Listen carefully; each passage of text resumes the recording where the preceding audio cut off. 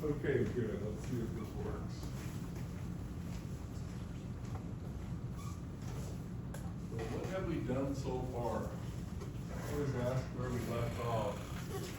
And I'll make a little list of these topics and what we're gonna hit today. So we started with the derivative. And we immediately used it to get a linear approximation to a function. This is an important technique. But then we generalized to higher order approximations and in fact to a power series.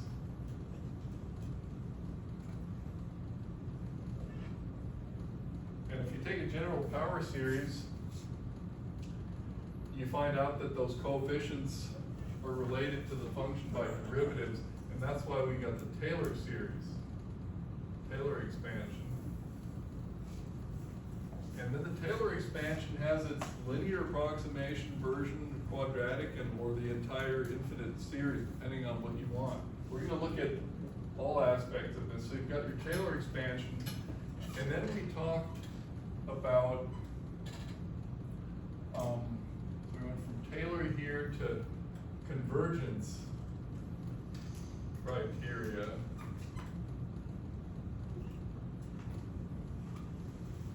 That's fine. Convergence criteria. And we're gonna continue on primarily with the Taylor expansions now. Okay, these were important to know. Actually, I could have put up here before that we did some mathematical induction as well, okay? So that's where we stand so far, and we're going to continue on with these for a while, and we have some interesting applications. So let me consult my concept and see what happens here. Oh, and then what about the homework? We drew a line under them, right? Did we have any assignments for next week already? No. We did not. So everything up until now, and we've done a bunch of those in the recitation. So if you weren't in that recitation, you can consult with people who were, because we covered quite a bit of that there. Okay. So.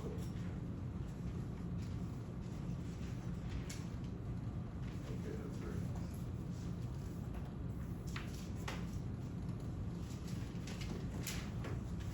So I'm going to continue on with some of these Taylor expansion applications, and some things that we did. And I'll fill in a little bit.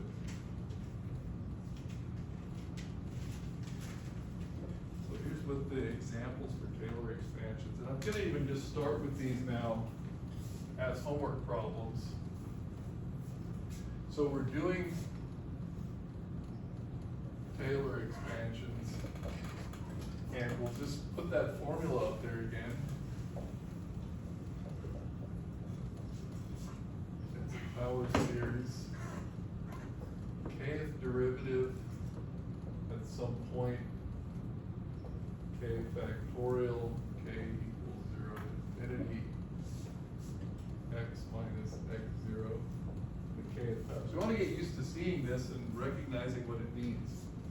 No harm in actually writing it out though for a couple of steps here. So here we would have the 0th derivative is simply the function itself at x of 0. Okay, k 0 factorial is just 1. Then we would have f prime of x naught, x minus x naught. That was our linear approximation that we started the whole operation off with. Okay. Now we can add a couple. 1 over 2 factorial, which is just 1/2. Second derivative at x naught, x minus x naught squared.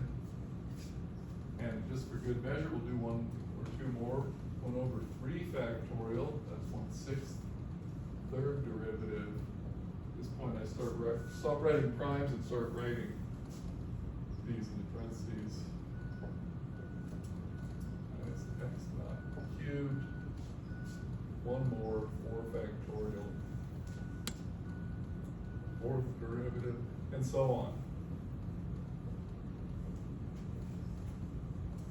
Plus and so on, okay.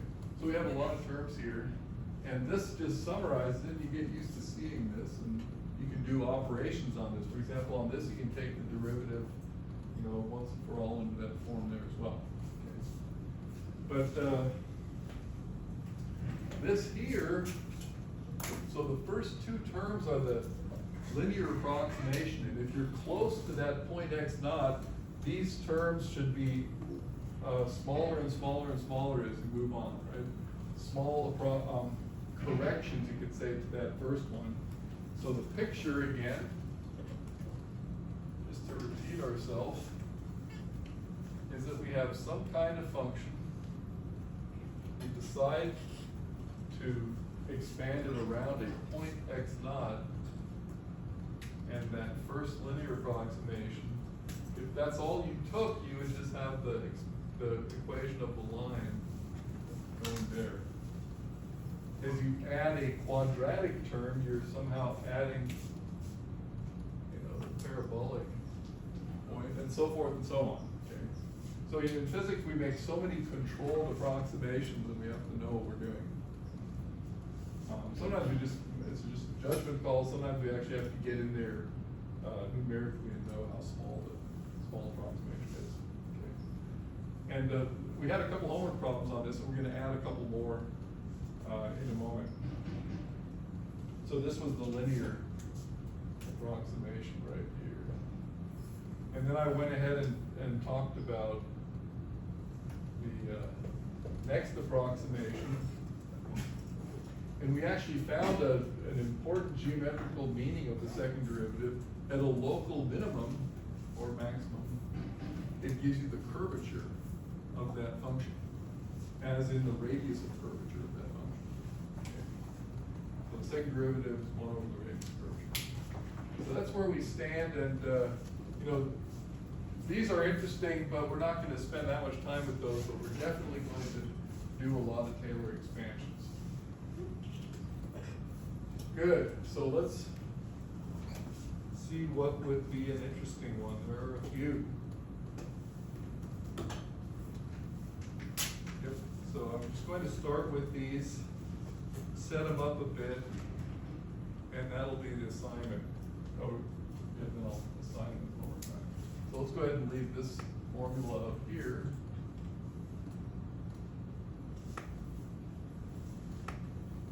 You know, what gets used again and again are exponentials, trig functions, logarithms, and inverse powers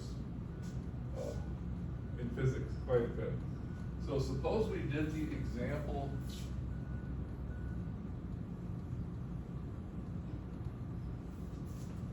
of this function here, f of x equals minus 1 over x. Where does this come up in physics?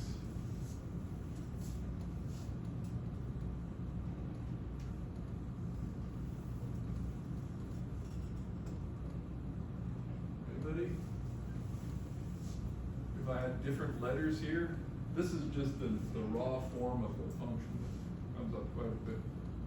Inverse power, inverse first power. Either way. Reverse square law, or I could use something else. Oh, you're right on target, except that would be the second power. When do we do the first power? You're close, he's right over the target. The potential for the inverse square law. Potential or potential energy is 1 over r. The derivative is 1 over r squared. So yeah, if we wanted to graph this thing, so for example, since we're thinking of that physics application, we're really just interested in x greater than 0. Right? That's the branch we're interested in. And if it didn't have the minus sign, how would you draw it in the air? Right? And so if it has a minus sign, it's inverted, and I'll do the graph of this. It's going to look like this. And since we're just drawing a qualitative graph,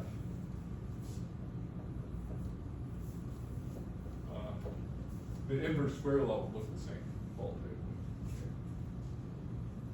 So one of the homework problems is going to be to expand this, expand to first order around some x naught that's greater than 0, and in that case we can just call it that. And what's that expansion going to look like? It's just going to be that straight line approximation. And then, this is really one and the same problem, but we can also expand to all orders around x equals x naught. All orders around x equals x naught. The first order is very interesting because this straight line has a meaning.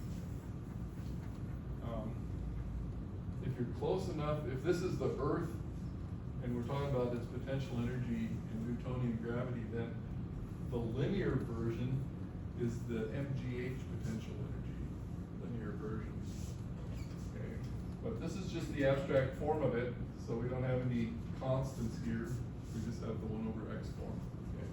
So we're going to do that, and I'm just going to add to that set of problems, and maybe we can get started on these, but I just want to have a couple things up there for us. So the other homework is going to be the same as this problem, except the minus 1 over x squared function. So we'll do f of x equals minus 1 over x squared. And then expand to, all orders. You expand to all orders and you have, you have your linear and your zeroth approximation. So if this is the, so let me put some physics applications to this. So I'm gonna work over here, I'll erase this right here. So the application to this, like I just said, in physics, this is Newton's law of gravity, for example. Could be Coulomb's law, right? Newton's law of gravity is what we'll be talking about, and this is the potential energy that goes with it. So I'll write in mechanics, in classical mechanics, what we're looking at is u of x is equal to minus g product of two masses divided by r. No, not u of x, u of r, sorry. U of r. See, that looks familiar, right? And f of r, we could have minus g m over r squared.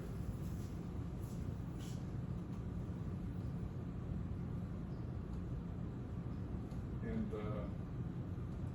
the relation here between those functions and these is clear. The relation between these, or the meaning of these linear approximations, is that, you're going to put this in blue or red here, you know, we have u of y equals mgy plus,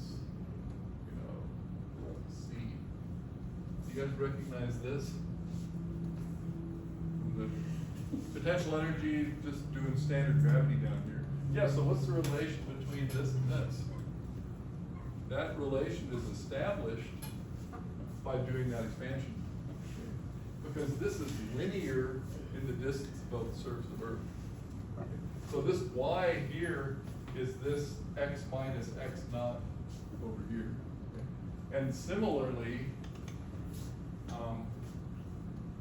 f equals mg. approximation to the Taylor series. So that's the one when we say it's just constant here on Earth. So you can see the context in which we have these things. We want this Newton's, we want this law to hold true everywhere, surface of Earth, satellite orbits, and everything else. Okay? So that's the context for these, but this is the pure mathematical form of it. We're doing the Taylor expansion.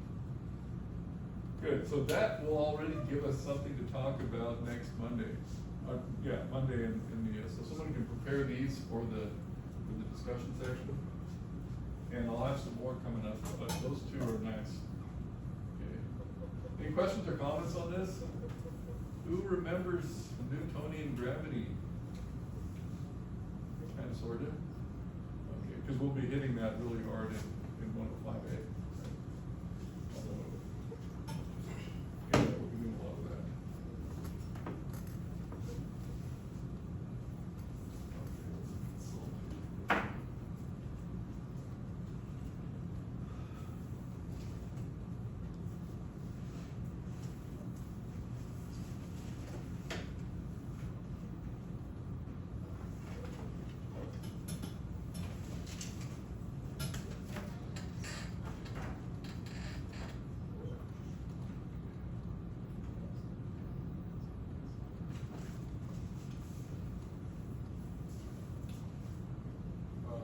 How about you, Jocelyn? Newtonian gravity? It's been a minute. It's been a while. Yeah. Like I said, we're gonna hit that really intensely during the 105A lecture. But in Physics 4A, you typically have, you get to see this, right? You see this expression and so forth. Okay, so we'll make those connections. Okay, let's go back to our ideas here on some important functions.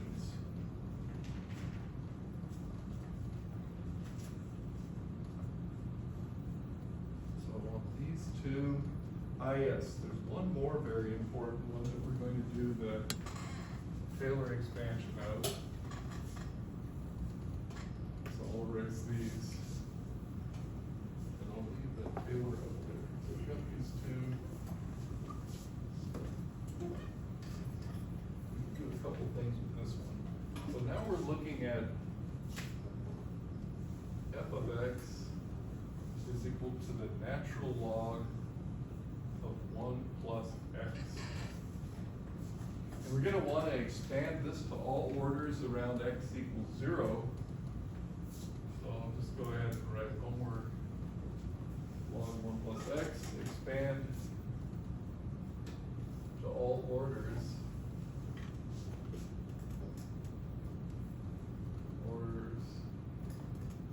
around x not equals 0. Those are always nice there.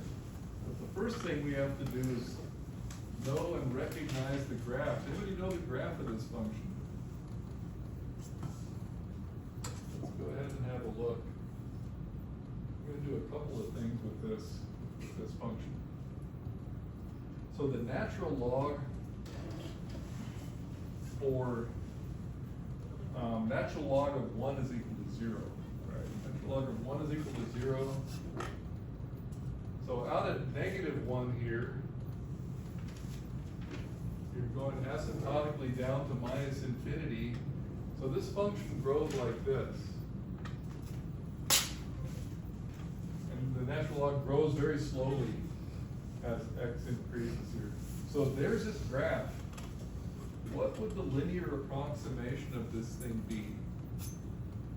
I'll do the linear approximation. And you guys will expand to all orders. So linear approximation, we have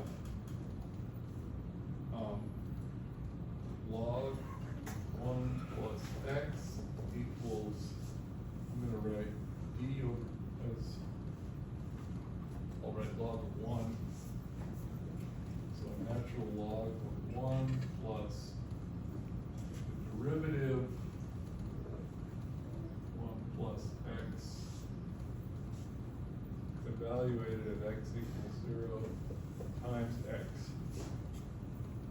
Very important point to notice with these types of formulas. these are always constants.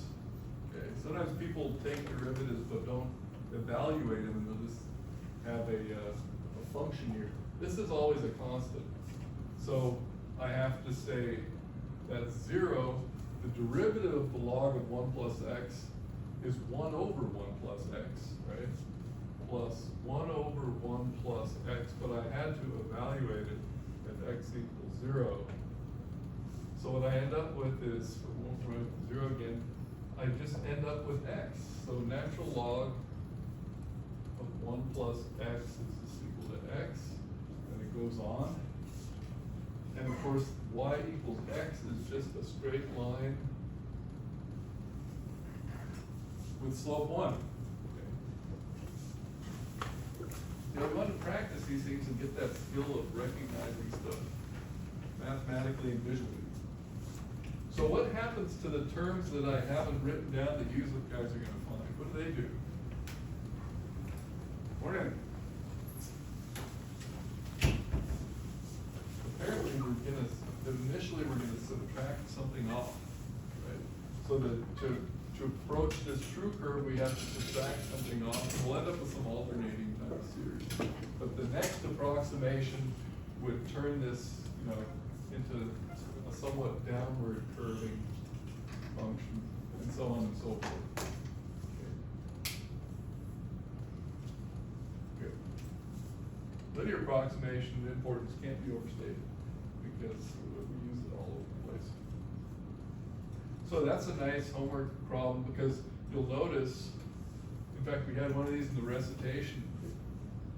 Your derivative here is 1 plus x to the minus 1. Next one is going to have a 1 plus x to the minus 2, and this one works very easy. You'll actually generate the entire result of the problem. Good, so we're on a roll. We have 3 homework problems. I'm going to add one more to the mix. And this one's nice. I have to erase a little more now.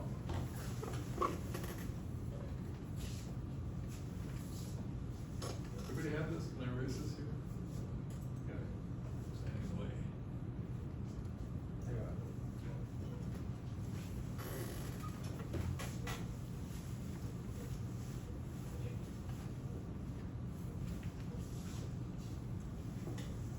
Let's set us up for all these. So here's another homework problem.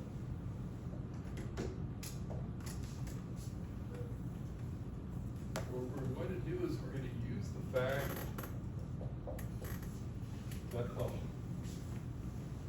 harmonic series that sum over 1 over k equals 1 to infinity, this sum diverges to show that the natural log diverges as x goes to infinity. Okay. To show that natural log, or I'll write this, to show that limit x goes to infinity of the natural log of x is infinity. So trying to show that the natural log diverges as we go out to infinity. We may have known that or heard it as a fact, but how would we prove it? Okay. After all, the function, it grows so slowly that you're wondering what's going on as we go out to infinity. But what about this 1 over k diverging? I may actually kind of repeat this proof. It's an important fact, but the proof idea, and I think you guys can figure this out. This will be a nice one for someone to do in the discussion as well. So what about these 1 over k's if we were going to graph them? I'm just going to write x though, but suppose we have 1, 2, 3, 4, 5. Okay. So what we have is for k equals 1, we have 1 over 1. I'm going to make this 1 on this axis a little higher. So this sum here, and then we have half, and then we have a third,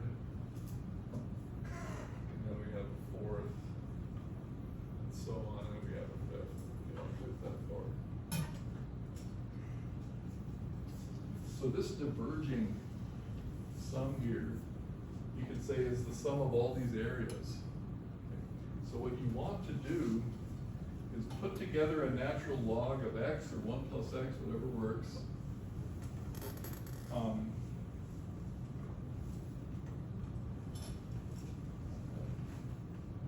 A 1 over x or a 1 over 1 plus x type of function.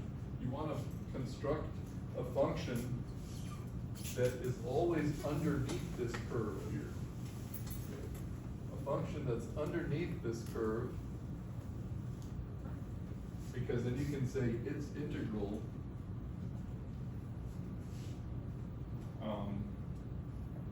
is less than that sum.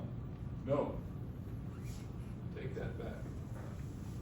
We have to put together a curve that's always above these. Now we're talking. So if we get a curve of the form 1 over x, 1 over 1 plus x or something, that's always above here, then its integral is going to be larger than this sum, and this sum goes to infinity. Therefore, that'll go to infinity as well. So that's just a question of adjusting 1 over 1 plus x, which was our the natural log 1 plus x was our previous problem. Adjusting the 1 over 1 plus x in such a way as to be above these, which are the harmonic series elements there. And then you can prove that this is going to infinity. Very nice. Okay. So, yeah, if I said any more, I'd have solved it for you. Okay. So go ahead and give that one a try. And if you've done the problem before that, you'll know that function. You'll be able to think about it. Not too much trouble. Show the limit log of x goes to infinity. Okay, good. So that's some Taylor expansion stuff. I'm going to have a few more, a little bit downstream from what we're going to do. But that's a good start. So the next topic is L'Hopital's rule. I'll erase this.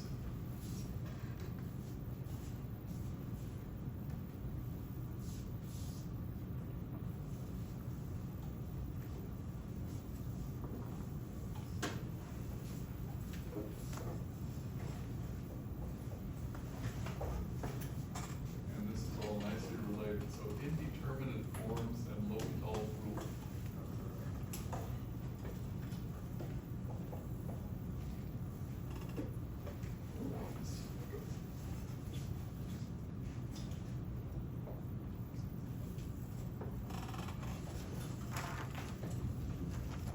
They speak French. Not hospital, it's L'Hopital. You guys know L'Hopital's rule? Remember that?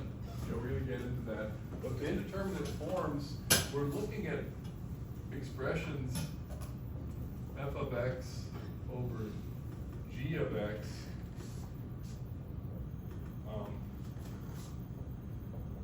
So limit, say x goes to 0. Questionable when both f and g vanish. Okay.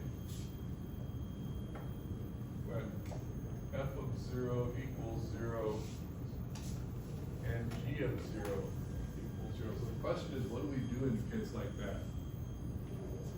And the examples are immediately at hand.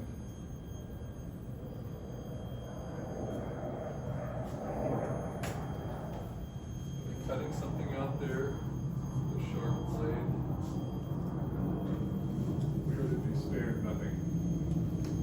Okay, here's a famous one. Limit x goes to 0, sine of x divided by x. What do you guys say to that one? L'Hopital's rule, I guess. Or, yeah, you could apply that rule, but we want to see where the rule comes from. Okay. I So it's mean, gonna- default explanation is anything over 0 goes to infinity, but sine 0 is also 0. Yeah, the point is they're both going to 0, And so their ratio is not immediately clear. What we're going to do, because this is where L'Hopital's rule comes from, is we do the expansion of the sine and the cosine. So the sine goes as x plus x cubed over 3 factorial plus and so on, divided by x. And of course that turns into the limit as x goes to 0 of 1 plus x squared over 3 factorial plus and so on. Okay. And so that gives us that x equals 1 as the limit. And the proof of L'Hopital's rule is going to actually use this kind of in a general sense. So that equals 1. And the second example is, suppose we want to do the limit of 1 minus cosine of x divided by x squared as x goes to 0. These are so typical and used so often that is the best one. But right now that x squared goes to 0, you think things are even worse. The cosine vanishes at x equals 0, it equals to 1, but it's going to have to vanish quadratically in order for us to not get a diverging quantity. And what we'll see is, you guys know the cosine expansion yet? First couple terms, they are 1 minus x squared over 2 plus x to the 4th over 4 factorial. And we would divide this by x squared. And now we'll have a 1 minus 1 plus x squared over 2 divided by x squared. So we're going to end up with limit x goes to 0 of a 1/2 plus, or minus, sorry, 1/2 minus, what do we have now? X squared over 4 factorial. Plus and so on. So that limit is equal to 1/2.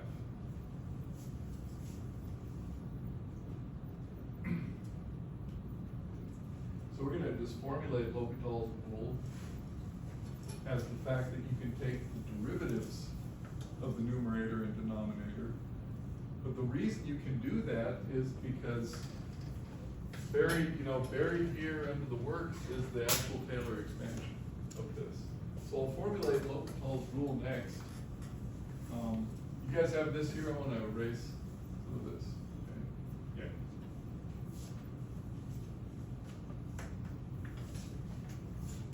Yeah. So anyway, actually, I want those right there with the question mark. We just found them, but.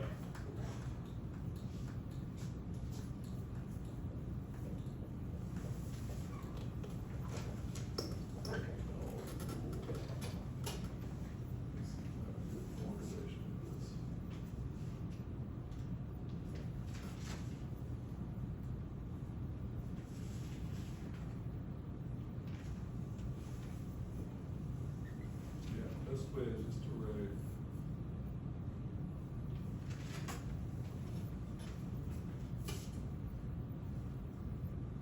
limit x goes to x0 f of x over g of x equals f prime of x0 g prime of x0. Since we're not always at the 0 itself, like we could be at somewhere else, I'll write L'Hopital's rule for, f of x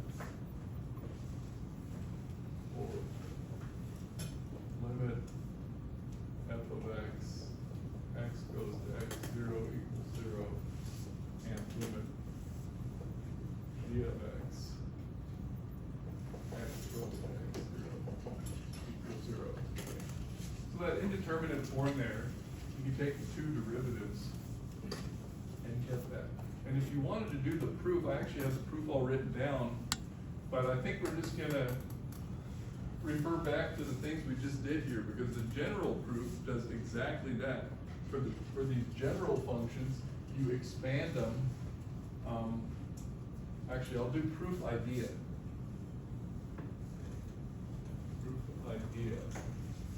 Now, if these functions both vanish at x equals 0, x equals x0, then what we're looking at is f of x equals a sub k, x minus x naught to the k,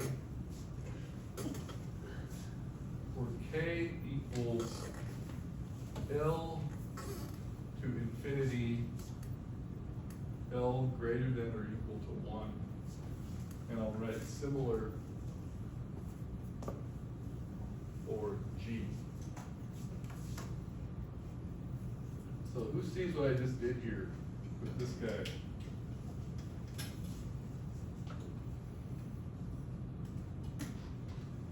Seems like I just wrote down the general power series, could have been the Taylor series. But I started at not k equals 0, started at k greater than 0. So that's why it vanishes when x equals x0, this is greater than equal to 1, it vanishes. So if you do the same thing for f and g and set this thing up, basically the proof follows from that. And by the way, this derivative over derivative doesn't have to give you a finite number. Okay? If you have more power in the denominator, it's not going to. But let's go ahead and do these back on these functions. So the examples, we back here, equals the derivative, so using so what do we have the derivative of sine of x? Cosine of 0 is 1, right? So I'll just write cosine of x over 1, x equals 0 equals 1. So we got that. Now if we do the derivative here, using L'Hopital's rule, we have derivative of minus cosine is sine of x, derivative of x squared is 2x, and if we hadn't done this one, and we'd say we clearly get 1/2, right? Because we just did sine of x over x. If we hadn't done that, what would we do? We just do a L'Hopital's rule again. Right on. We just apply it one more time, and then we'd get here, just very loosely, we'd get cosine of x over 2, x equals 0, we get 1/2. So the nuts and bolts of it is simply that you went into this expression here with a Taylor expansion, and you got that out. So that's why I didn't do the full formal proof this time, because it really just follows the schema that we did there. It's pretty transparent. Okay. Good. So that's L'Hopital's rule. Do a little less on that this time, but that's enough. And now I'll do some more functions and their series expansions to kind of finish this section, possibly add a couple more problems. Okay. So yeah, this is an important important skill there.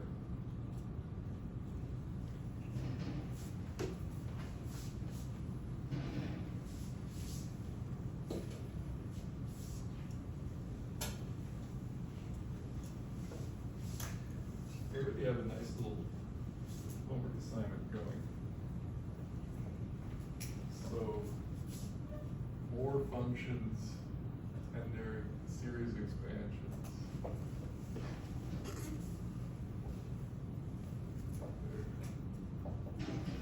Series expansions. So the ones we already have, we have sine, we have cosine of x. We don't have the tangent equals, so I'm going to put a check mark on these. focus on this one a bit. We have e to the x, series expansion. We have the natural log of 1 plus x, that's on the homework. And we have those inverse powers, those are good. What I want to bring into focus is the hyperbolic functions, sine and hyperbolic sine and hyperbolic cosine. Everybody know their definition? I'm about to write it down. How about you? Andres, forget it, forgot it? Did you forget it or did you say forgot it? I forget it. I like accents. Here we go. So we want the hyperbolic functions. Hyperbolic sine of x, because it's really a combination of exponential, or literally this, 1/2 e to the x minus e to the minus x. And we have the hyperbolic cosine equals 1/2 e to the x plus e to the minus x. So these are really a different way to express the exponential function. Right? E to the x, e to the minus x, these are linear combinations of those two exponential functions. So let's go ahead and write your hyperbolic functions.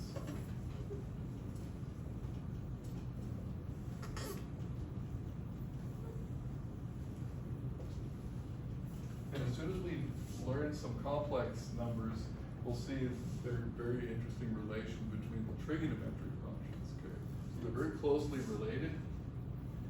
And what we want to do is just see if we can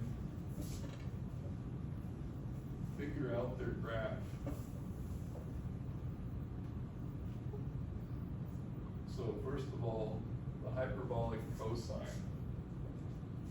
Second one down there. First thing you notice is it's an even function. It has the same value for positive x as it has for negative x. Okay? And when x is equal to 0, you've got 1/2, 1 plus 1, so it's just equal to 1 here.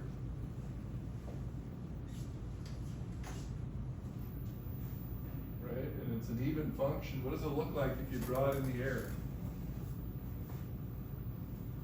Roughly. Anybody? Just it's got the parabolic look to it. And in fact, down at the bottom, it is a parabola close to it. But of course, it grows enormously fast, exponentially. So, you know, it's something that goes like this and grows very steeply. That's your hyperbolic cosine. So if you were going to do its Taylor expansion, the first term would just be 1. And the second term, what would the linear term be equal to if you expanded around the origin? 0. Linear term 0. Third one is going to be positive, so it's going to be plus something times x squared. And then, you know, the rest is your guess. Okay. So let's just write under here, even function. And so that means we have f of minus x equals f of x, even function. And over here we'll do the hyperbolic sine. And we can make the same arguments, except it's an odd function. Hyperbolic sine, if you put a minus x in here, you're essentially getting hyperbolic sine of a negative hyperbolic sine of x. So this is an odd function. So we have f of minus x equals minus f of x. And so it's an odd function. It goes around the origin. It goes through the origin. 1 minus 1 is 0. And it's going to grow like this and like that. So what's its first derivative going to be at the origin? Positive, right? It's by 1. So the next thing to do is to note some very interesting fact here. So that if you take the derivative of the hyperbolic sine, okay, exactly, immediately, I don't even have to do them, right? You can see I take the derivative here, I get the same thing. On this one, I get a minus sign is plus, so I get hyperbolic cosine. Equals hyperbolic cosine of x. And if you do the same thing for the hyperbolic cosine, what happens? You're gonna get the sign, because here you get itself, and here you pull up a minus sign. So you get the sign. Well, that's a little untrig-like, right? Is there another trig identity here, though? We have derivatives. Next, let's look at hyperbolic cosine squared minus hyperbolic sine squared of x. So the cosine squared, I think I have room to do that under here. So the cosine squared is going to be 1/4 e to the 2x minus 2 e to the x e to the minus x plus e to the minus 2x. We subtract off 1/4. Now we're going to square the hyperbolic sine. E to the 2x. Oh, this one was plus. Minus 2 e to the x e to the minus x. Plus e to the minus 2x. And what do we see happen here? This one and this one go away against each other. This one and this last one also. But 1/4, we're gonna have a half, e to the x, e to the minus x, plus a half. So it's a half plus a half is 1. Okay. So that equals 1. So I can get rid of this minus sign here. So there's your trig identity. So there are also certain integral substitutions that go along with these as well, okay?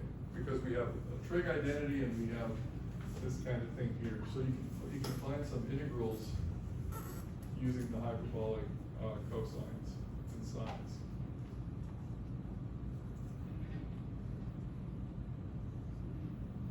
So do we want to do an expansion on these? Let me consult.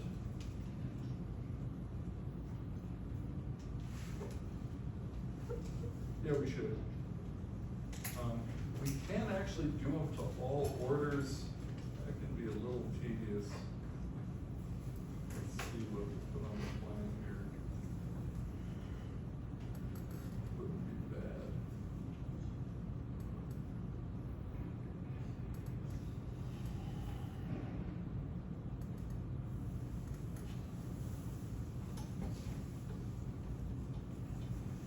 Yeah, let's do this. So we'll add, we have 3 or 4 homework problems already, right? We'll add a couple more. So we got this. I'm gonna go ahead and erase these pictures.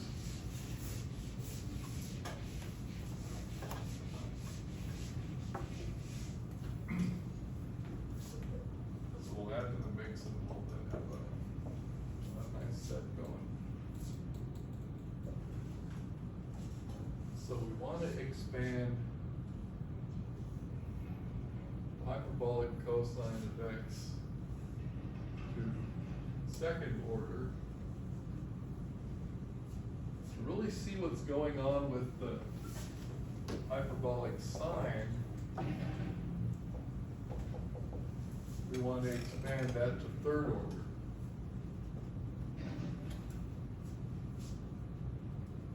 And because the nature of the tangent makes these expansions pretty tedious, we'll do the tangent just to first order. Okay.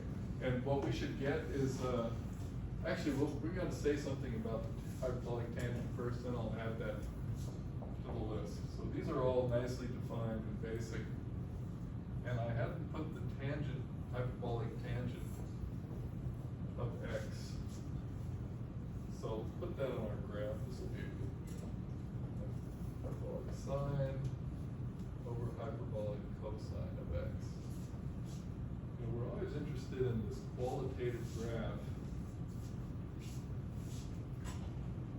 Let's give it a try. What's it going to be equal to at 0? Hyperbolic tangent of 0. Zachary's got it, it's 0. Okay. Even function or odd function?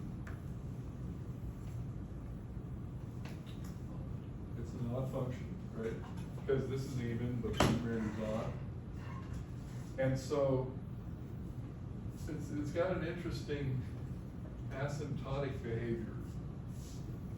Because as x gets large, these e to the minuses are irrelevant. And so you can see sine and cosine hyperbolic go to the same thing. So the asymptotic behavior is going to be coming up to 1.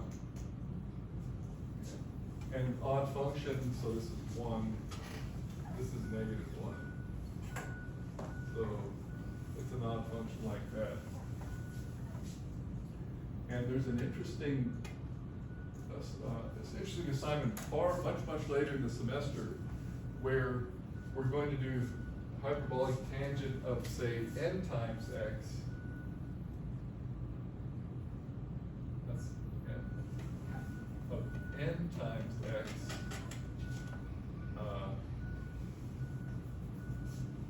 And n is a natural number and x is just a variable. So what do you think it's going to do if you do it hyperbolic tangent of n times x? And n is getting larger. 1, 2, 3, 10.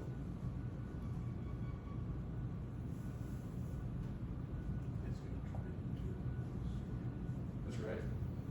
It's going to turn into a step function type of thing because as n increases, these keep getting steeper, right? When you do that expansion, you'll see the derivative is 1, but it's going to be n. And so it gets steeper and steeper, and eventually it turns into what's called a theta function, whose derivative is a delta function. So that'll be at the end of the semester when we get to delta function, but we'll already have the ideas in place for it. So we don't have to worry about this just now, but for the homework problem, we'll just do one derivative. We'll do hyperbolic tangent of x to first order. And that'll give us a nice library, mental library of functions and the way they look. So when you practice this, and especially when you present it in the recitation, you want to have the picture in your mind. You can draw the picture and discuss it and do your derivatives as well. That'll make a nice presentation. We had that the other day, and that, I thought that was pretty successful the other day. So that ends this section of Taylor expansions. So we've already gotten a nice bit of material here.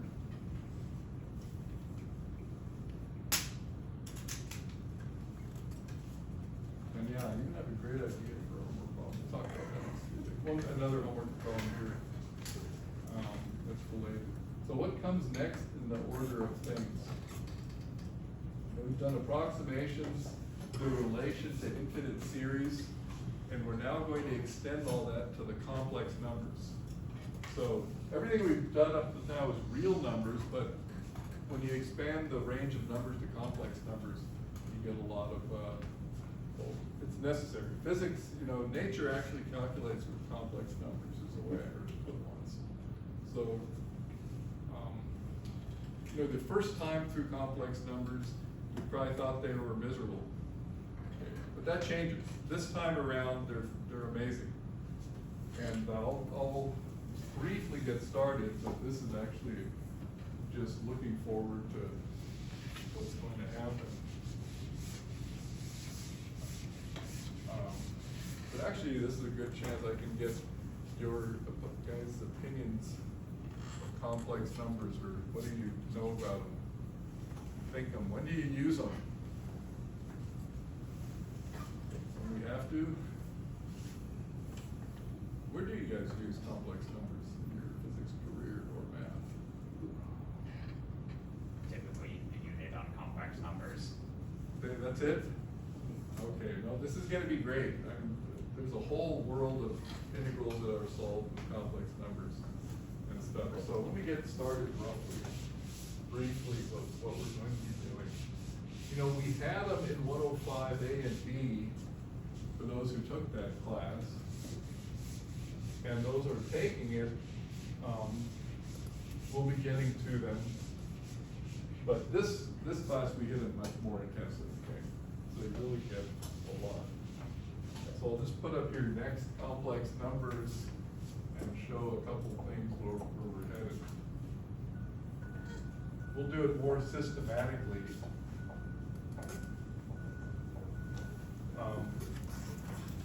Historically though, people found that when they were solving quadratic equations, if they just invented the square root of -1, they could do all kinds of interesting things. That's how the discovery was made. So no, you had x squared plus, you know, ax squared plus bx plus c is equal to 0. The solutions were what? 1 over 2a negative b plus minus the square root of b squared minus 4ac. Right? And then this thing was giving people trouble because you had all these rules about what's legal or not. If you invented let I squared equals -1, right? So I equals the square root of -1. Then you could just formally go ahead and solve these things. You'd have both your roots, you didn't have to make up any special rules. Okay? You introduced that I in there. But there was a lot of debate as to what this thing even means. And calling it an imaginary unit has led to mystical type of ideas. Okay? So what clears up the whole issue is the introduction of the complex plane where you graph